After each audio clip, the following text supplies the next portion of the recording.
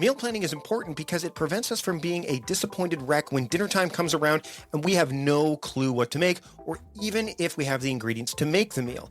It's a time and a money saver, but most importantly, it frees up valuable brain space. Creating a meal plan prepares us for the week to come and gives us peace of mind that we're organized and can feed ourselves and our family. That's why I do it, and that's why Plan to Eat helps me do it.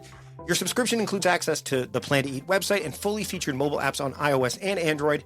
And Plan to Eat gives you the tools to clip and organize recipes from any website, the ones your family loves and that fit your dietary preferences and needs. And you can create a meal plan around your schedule. Then what happens is the Plan to Eat software automatically creates an organized shopping list based on your plan. So sign up for your free trial at plantoeat.com/timecrafting. That's plantoeat.com/timecrafting. The coupon will be automatically applied to your account and can be used when you're ready to subscribe. It's valid for new customers only. Give Plan to Eat a try today. I'm Mike Vardy, and this is the Productivityist Podcast.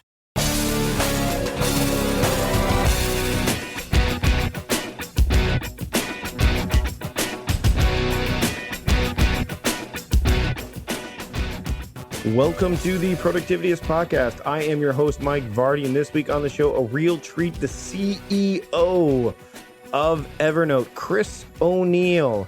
Chris is the CEO of Evernote. As I mentioned, he's currently tackling the challenge of turning a beloved, globally recognized brand into a productivity powerhouse beyond its already sizable 220 million member base.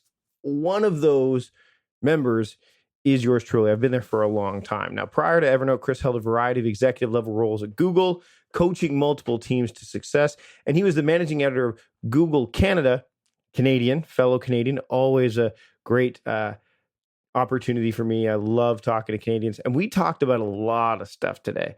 Being the technology industry leader with like just tons of experience that he has, I wanted to dive into, some of his history, as well as, kind of some of the things he does. He talked about something that he does productivity-wise that I do. He talks about, his thoughts on paper, experimentation, things like that. There's lots to get into, as well as something that I've probably heard in passing before, but the backpack problem.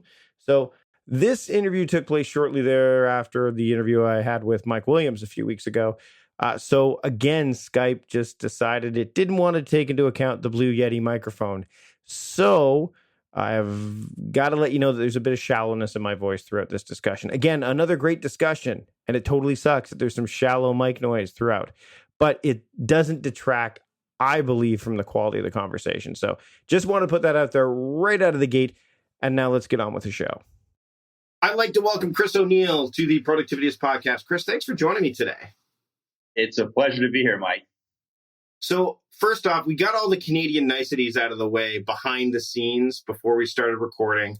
But it's always fun to talk to a fellow Canadian on the show, especially when we say Toronto the way it's supposed to be said. But I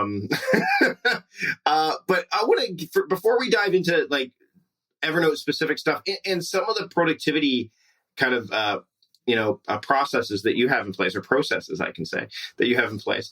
How did you, the journey to Evernote, like from where you started off, we touched on it a little bit in terms of background in Canada, but to go from where you were at Google to Evernote, can you talk a little bit about that journey? I know it's been widely discussed in print. We'll share some of that, and maybe some of the things that when you got to Evernote, you're like, oh, this is kind of neat or kind of different, and this is what I'm going to bring to the table.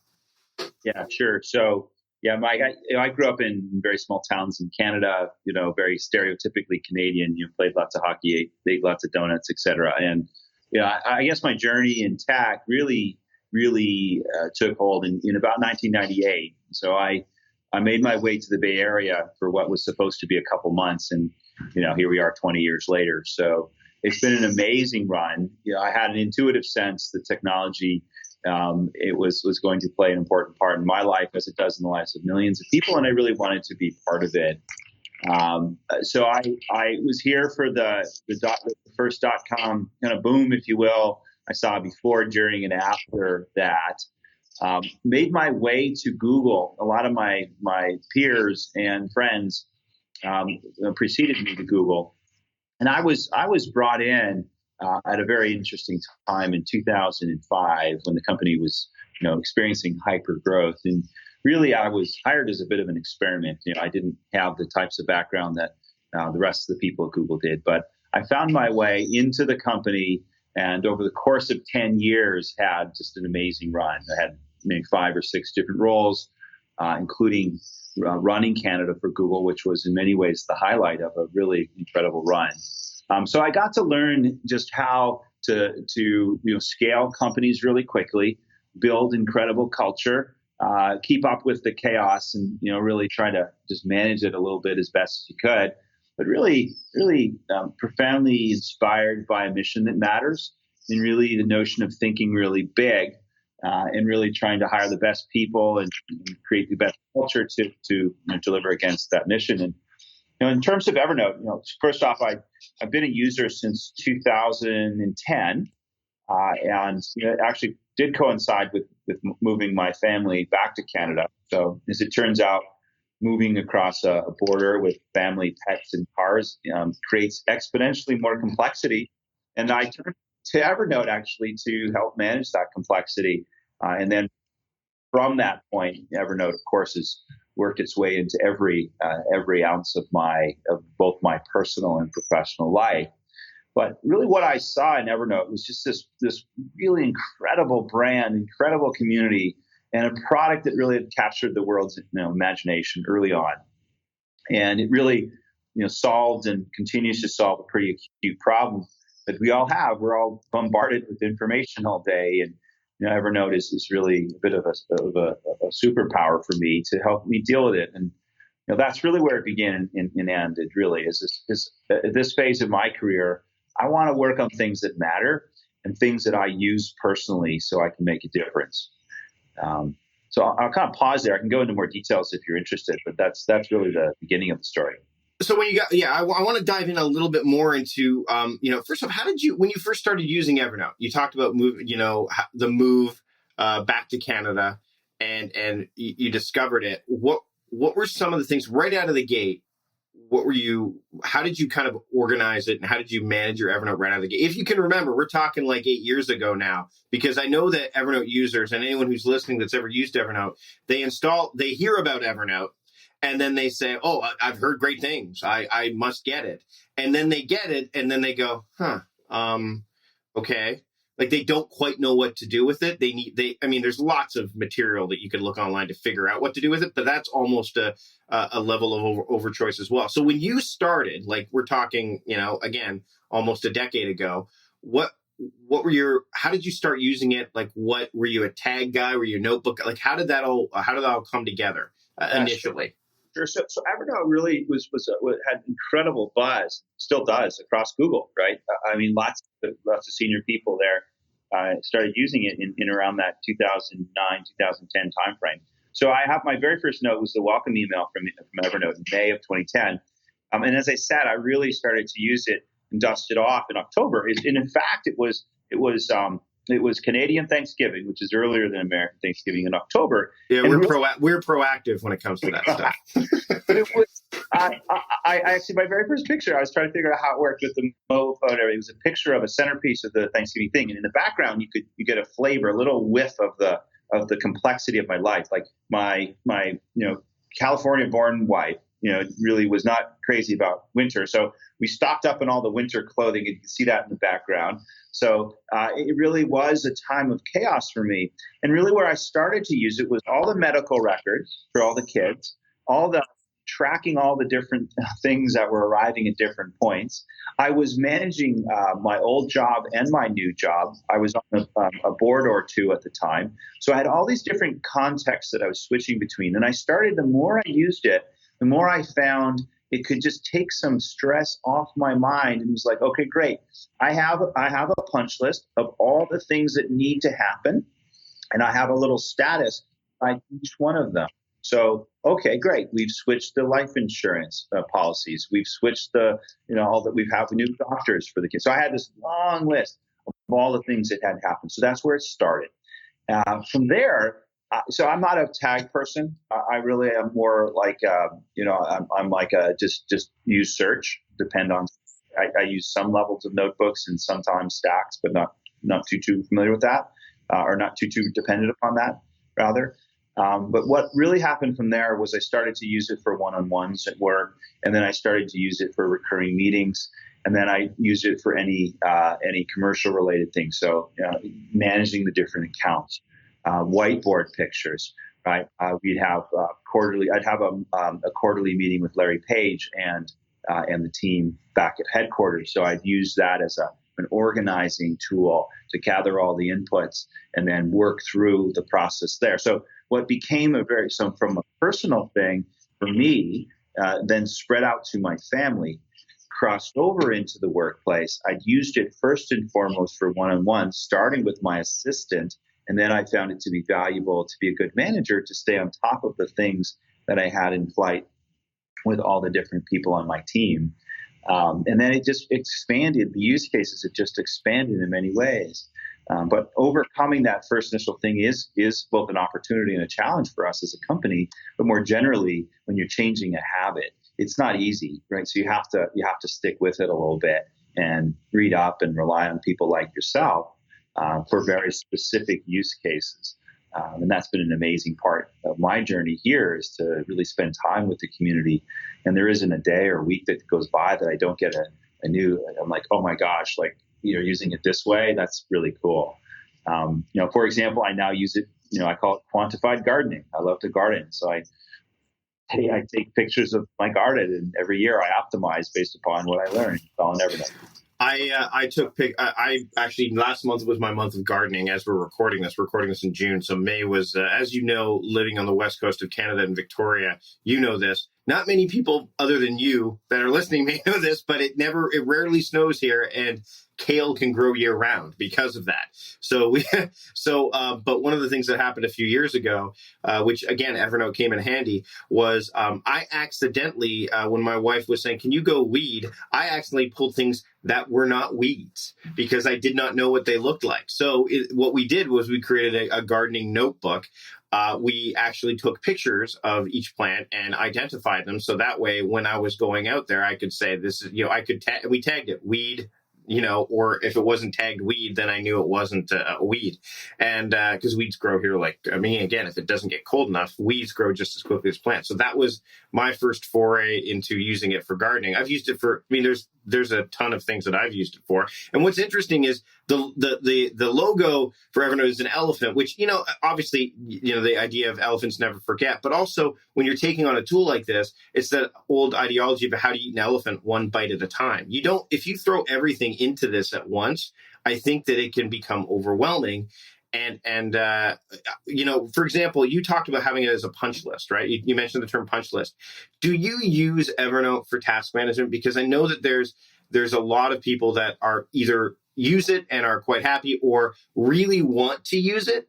And for me, the functionality just isn't at that level that it can be used consistently for massive task management. But for a punch list, it seems like it would work fine with the checklist option. Do you use it as a pure task manager, or is it more for, like you said, those checklists to make sure that you've got your SOPs in place, et cetera, or even just making sure you've got all your camping supplies in a tote that you need? For all those things. I do use it for workflows and task management. And you're not alone. Over 50% of our users use it in some form of task management. That could be something as straightforward as a checklist, over to something a little bit more involved. Like, a lot of our small businesses use the product as a lightweight task management system. So, one of the things we're testing with our new product was just to really see how people would use it.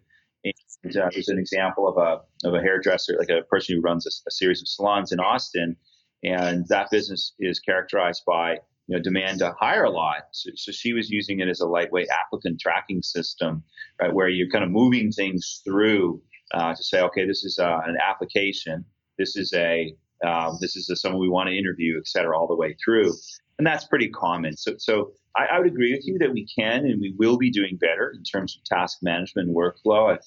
We're actively testing different things right now. I don't have a formal announcement to make, but one of the things I'd like to say is we want to own the beginning when you have a capture of an idea, like capturing ideas, regardless of the shape or size of that idea. regardless of the format they're in and regardless of where you are when you have that idea. We want to be that place where you capture your thoughts at the speed at which you come up with them. And then you can evolve and nurture and ideate them over time and really turn them into action when and where it makes sense. And, the thing about remembering everything, you're right, the logo is an elephant, which is an homage, because elephants never forget. The way I've been thinking about it is actually, giving our users the freedom to forget. Right? People, when we research people, when I talk to people, everyone's feeling fairly overwhelmed these days, right? It's about constant context switching. We're overscheduled. Our professional and personal lives have blurred. And really, one of the things that the jobs that we're hired to do is to provide that sense of feeling more organized, feeling that sense of relief that some people get when you cross something off the to-do list. And the way I think about it is just giving people the freedom to forget so that they can stay focused in the moment, on what matters to them. And I think technology has done so many incredible things in the world and will continue to do things in the world, but also has had a lot of unintended consequences, from ranging from addiction to devices to the sense of constantly being connected and overwhelmed. And I remain optimistic about its role. And I think that we can and will do a better job by applying emerging technologies like machine learning, for example, to surface things that matter in the moment so that you don't have to plow through to go find something, right? We should do better. We should understand the context that you're in and then surface the information at just the right moment.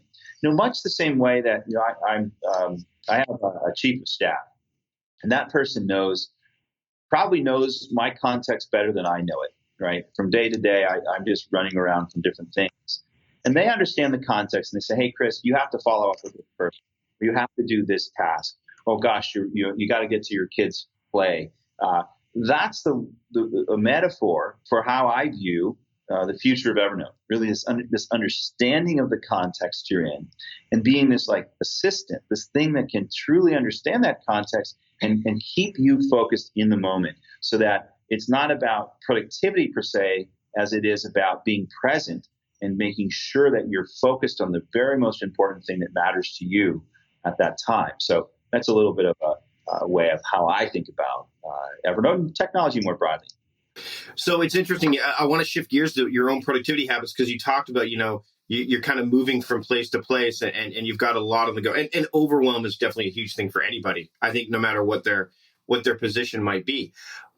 You've got this came up in my feed when everyone was saying, hey, Mike, you might want to take a look at this. And it was actually serendipitous because then, you guys reach out and say, hey, would you like to talk to Chris? I'm like, would I?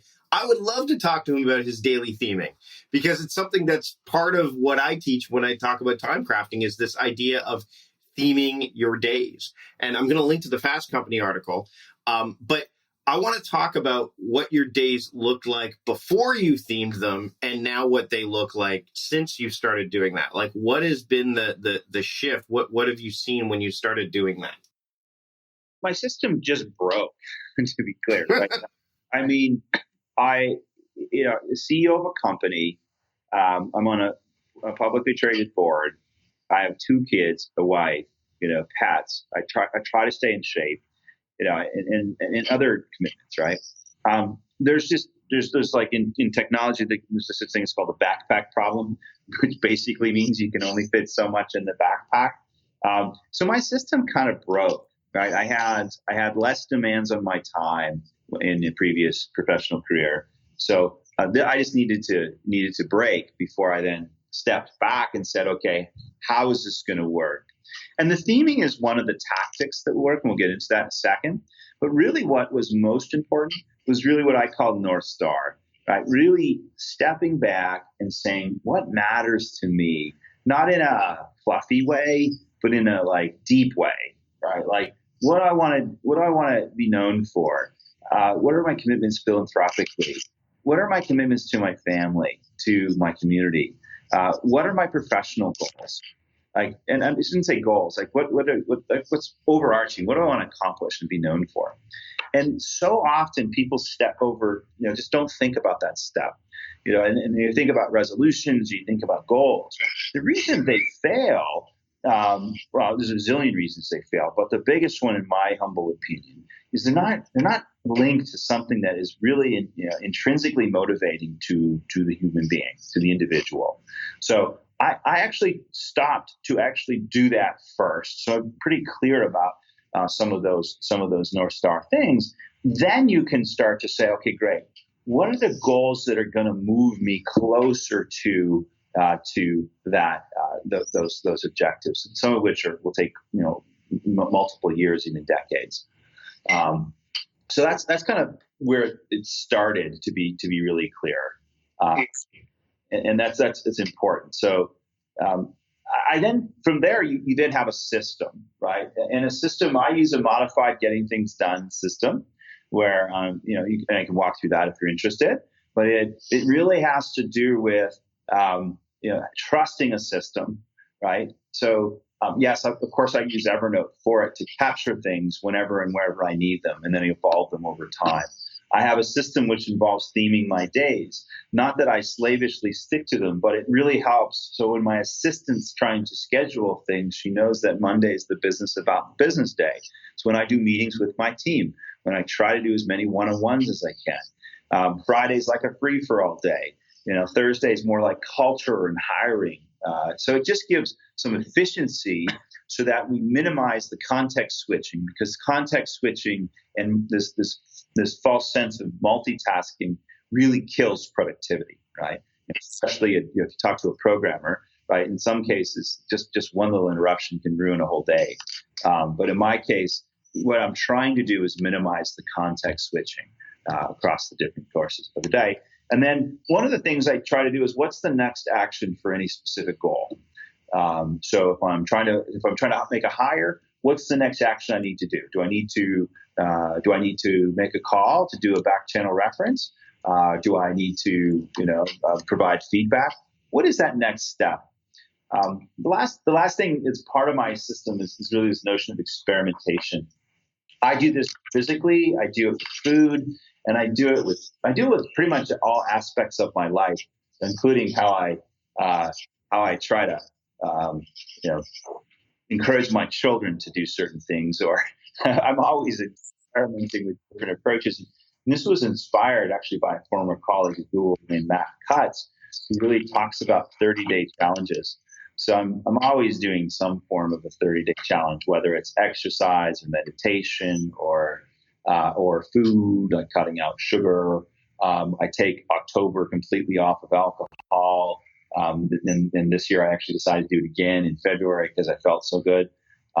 Anyway, that's kind of those are the broad brushstrokes of my system, and I'm happy to go into more details if it's interesting to you and your readers.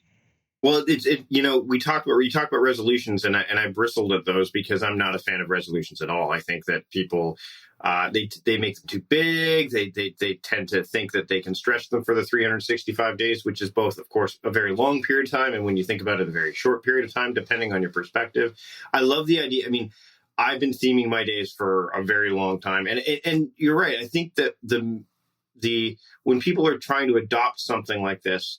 And what I want to get into here quickly is this idea that when you put a system in place, whether it's pure getting things done, which is, I mean, what's the next action is directly related to David Allen's getting things done methodology. And I'll link to my episode with David recently, as well as Mike Williams, because now there's the book Getting Things Done for Teens. So clearly it's a framework that works. But the question becomes is when people start to look at these frameworks and they say, oh man, but it seems like it puts you in this autocratic or automatic mode as opposed to human. Like it feels like it seems like it's restrictive rather than freeing. What do you say to those people when they say, a system, like I just like to, I'm going to, I find a system too restrictive. It doesn't allow me to be as free as I'd like it. What do you say to those people you're like you said, you've got a lot of moving parts. How old are your kids, by the way? Because I've got young kids as well. I don't know how old yours are, but yeah, my daughter's 10 and my son is 12. So I've got 13 and 8.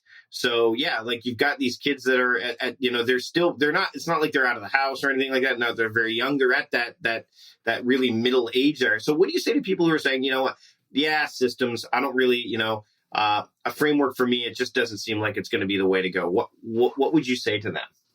I'd say a couple of things, depending who they are. Larry Page had a great expression at Google. I still uses it. It's called creativity loves constraint.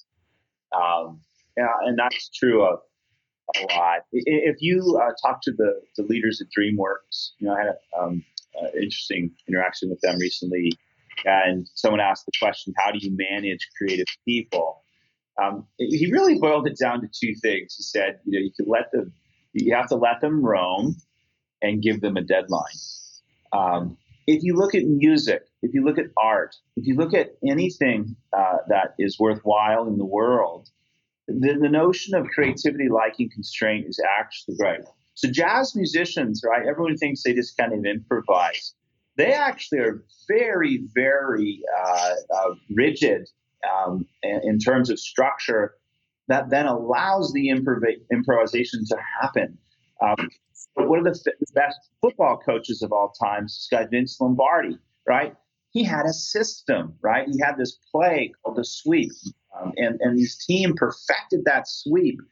And then, gosh, they could get super creative around that play, and they were one of the best teams in history. So I actually try to surround people with examples to reinforce that, yes, it might feel constrained, but actually creativity thrives under constraint, whether that's a deadline or a series of constraining in terms of boundaries. That's how true creativity happens. So I'd say push through it. I like to run as well. Maybe I'm alone on this, but the first mile or so of a run is the most painful for me. Mm-hmm. Yeah. That I feel great. So I think it's the same. Behavior change is not natural to human beings. So people feel like it's constraining at first. Once you push through the other side, then you'll start to see the benefits. And then ultimately you do start to see the rewards, and then people start to see the benefit of why you'd want to have a system, right? A couple more quick questions before we wrap up. And it definitely, the idea of constraints, we talk about paper. Paper has, no matter what size paper you have, there is a beginning and an end to it. And Evernote's worked with Moleskine in the past and have the Moleskine notebooks. Moleskine's now developed their own. And they're, as of right now, as we're recording this, there's the Evernote Moleskine notebook or Moleskine Smart System. I want to ask you two questions related to this. First off, do you use paper? Are you using, and if so, is it when? Because there is the opportunity there to get things into Evernote. And secondly, why do you think there's been such a renaissance towards paper planners and getting in, we're seeing Kickstarter projects and craft pens, like Baron Fig makes these amazing pens and these amazing notebooks. What are your thoughts on kind of the renaissance of notebooks and paper planners that we're seeing in this day and age? I use lots of different form factors, including paper. It's diminished over time for me. I will use it.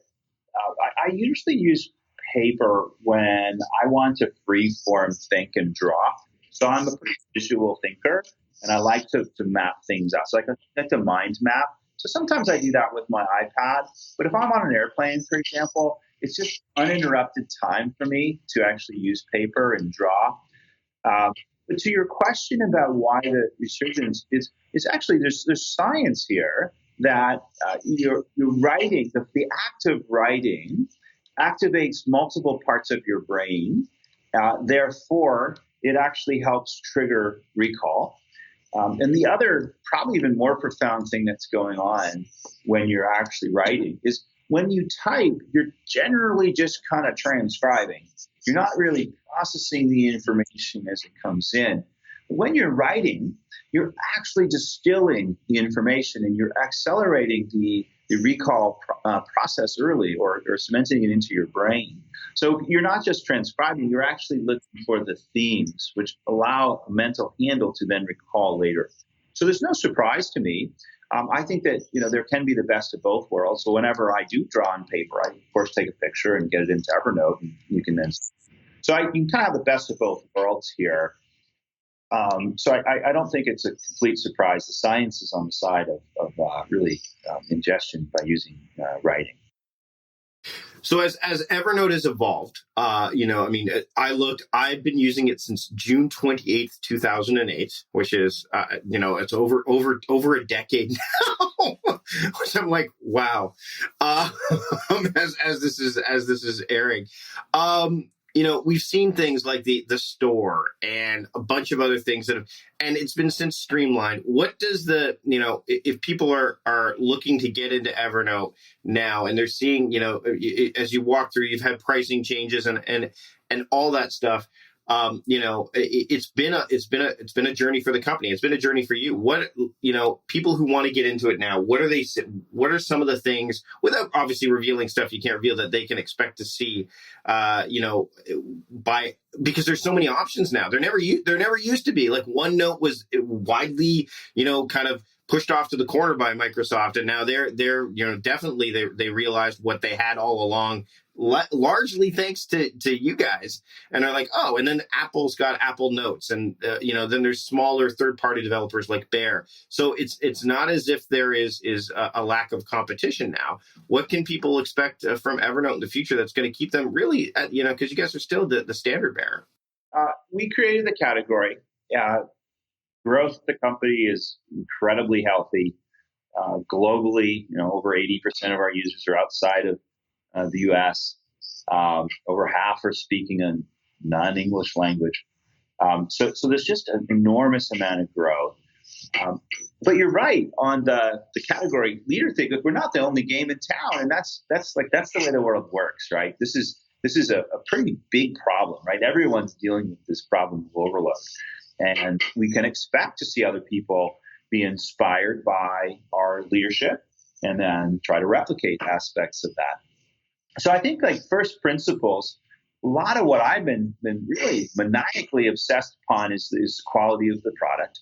So when you're called Evernote, the thing that Evernote needs to work 100% of the time, right? And we're not there yet, but we're much, much closer than we've ever been. So I'm really proud of the work we've done. This speaks to a lot of things which are underneath the hood, if you will. Just the quality, the latency, the syncing, eliminating all those things which remove or make the experience less than amazing. So that's first principle number one. And really figuring out a lot of what you were touching on before. When you're up to 225, 230 million people in the world, you're not dealing with early adopters alone who take pride. Like when you were adopting the product, you probably took pride in figuring it out and making it your own. But when you're talking to other people who might have less facility with technology, you need to make the product easier to use and less overwhelming. So we've been actively trying to strip and streamline, strip down the product in some ways, but selectively reveal complexity when and where it's needed. So that's one thing. The other is really we're seeing people use this at work. So 80% of people who use Evernote use it at work. 65% use it in both contexts. Then another 15% use it just at work. So we're really looking at that, and not to say it just focus on that, but how do we design and build for a blended world? How do we make this product more powerful when you use it with other human beings? Right? Nothing really important in this world happens with one person alone. So we've been really looking at that. So how do we make more hierarchy? How do we make sharing really just amazing, right? We're making strides in that direction to really, as I said, make the product more powerful when used with others. And then the other aspect of that is when I say play well with others. So part of the beauty of our category leadership and, frankly, our agnostic nature is we work across all platforms, right? And that creates complexity technically, but it's worth it for us because we want people to use us whenever and wherever they want, to capture their thoughts whenever and wherever they want, to remember them and keep them forever, to then turn those ideas into action, and increasingly work effortlessly with people in their life, whether that's their family or people at work. So there's a whole bunch of things which you have started to see, and you will start to see more of, really to make this product more facile in both professional and personal contexts. And the last one, in many ways, is more out there, but also incredibly exciting to us. And that's how do you start to use technology to make people more productive? And I gave you a couple of examples, right? I see a world where, we'll have a chief of staff for every meeting, and that really could be Evernote, right? So, gosh, 11 million meetings every day in the United States. 2/3 don't have an agenda. Most people think they're a complete colossal waste of time. And over 30% of our users use our product to capture meetings in some way, shape, or form. So how do we use that insight coupled with some machine learning so at the end of a meeting, we don't just sit there and wonder what the heck happens and what should happen next. Technology, machine learning, natural language processing can evaluate, maybe even capture the voice, the audio of a meeting, and then translate that into action without anyone having to kind of go through all the work that currently they have to do. That's one example. I mean, I mentioned task management workflows as well. How do you extract the tasks from the collection of information that people trust with Evernote to really take that into the next step or the next action? So we have this view that technology can help make people more productive, help them feel more organized, search without searching, really auto-organizing. So I think in the future you'll see tags will be kind of, I don't want to say a relic, but you won't need them because technology will auto-tag your content and organize it in multiple different ways, in a way that is either intuitive to you or automatic, or both, hopefully. And you see that a little bit with a web clipper already. If you're using a web clipper and you've got enough information in there, it's saying, oh, this belongs in this notebook. You're seeing it with notebooks. I mean, I can't see it being too far off with everything else. Yeah, and search, right? I say search without searching. So we've redone the Clipper engine, as you mentioned. Our search engine is basically benefiting from machine learning to basically tap into your previous searches to predict what would be most useful to you. And we're experimenting with all sorts of iterations of that, and the early feedback from people are really amazing. So they're really, really positive and favorable. So there's a whole portfolio of things that we're doing to take Evernote into the future. And what we're seeing is people are okay with paying for the best, right? We're the category leader. It's all that we do. We're spending over half of our budget, close to 60% to 70% of our budget, to really plow it back into R&D and make the product the best quality it can possibly be. Adapt to the different use cases that we see that people are using or telling us they would like, and then really experimenting with emerging technologies like machine learning and artificial intelligence to really benefit our users. And people are excited. The business has never been healthier, and the team is never stronger. We're really proud of what we've accomplished, and we're just in the early innings still. And you should be. I mean, 10 years. I've been using it for over 10 years. I've never felt compelled to move anywhere else. I think the one thing that a lot of people do when they, and I think this is a mistake. We talked about frameworks and processes earlier, is that the tool is the thing. It's like if it's not working, it must be the tool. It must be the app. It must be this. The thing is, I mean, there will always be a new tool. There will always be a new app. There will always be something. To me, it's about, getting proficient qualitative results from the tool. So, I mean, the fact that I can work my way through Evernote like that versus having to spend time learning a new tool, where is that opportunity cost, right? So you guys have done a great job, and I can't wait to see what is coming up for Evernote in the future. One last question, and it's more of a Canadian personal one, is, besides family, because I'm sure you have a lot of family back here, what is the most Canadian thing that you miss about Canada? Oh, gosh, there's a lot of things I miss about Canada. I just really enjoy time in nature. I mean, I live in an amazing part of the world, but there's some pretty special parts of Canada, actually out towards where you live. And then, I grew up on a lake in cottage country, and that's a pretty special part of the world. So yeah, beyond just family, I think it's the place, right? Really hanging out with a cold beer in your hand on a lake in Canada is pretty special. Yeah, I don't think people realize how massive this country is either. I mean, I was watching with my kids the other day. There was Anthony Bourdain. Before he passed, he went to Newfoundland and talked about how there's a French island, like part of France is off of Newfoundland. You can actually go to France right off.